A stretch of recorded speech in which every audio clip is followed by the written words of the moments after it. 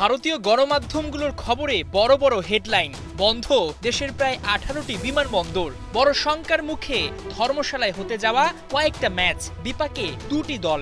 Operation সিঁদুরে যেন নিজেদের বিপদ নিজেরাই ডেকে আনলো ভারত।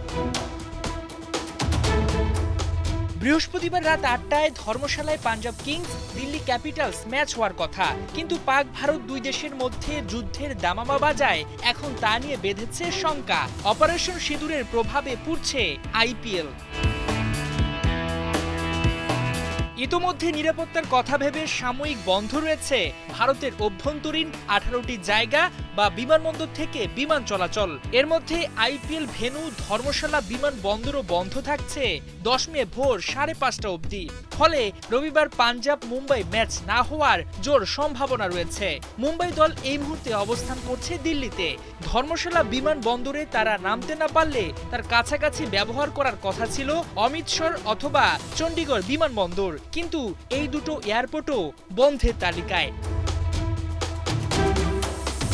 তবে কেবল মুম্বাই একাই এই বিপাকে নয়। বৃহস্পতিবার ধর্মশালায় পাঞ্জাবের সঙ্গে ম্যাচ খেলে দিল্লি যাবার কথা দিল্লি ক্যাপিটালসের, কিন্তু ধর্মশালা বিমানবন্দর বন্ধ থাকায় খেলা শেষে কিভাবে যাতায়াত করবে দিল্লি, এই নিয়ে বাড়ছে শঙ্কা। এমতা অবস্থায় বিকল্প ব্যবস্থা গ্রহণ করার কথা ভাবা হচ্ছে।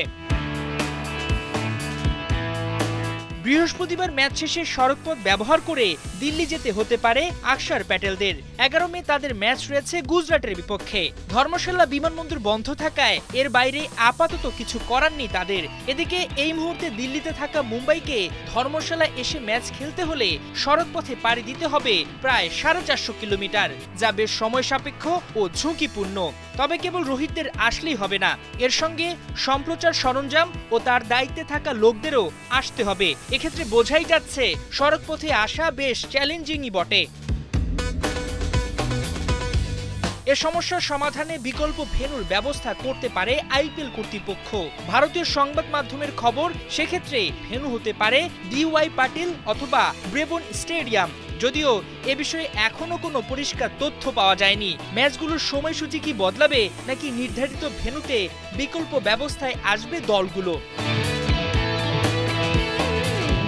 হাসান সজীব, 71।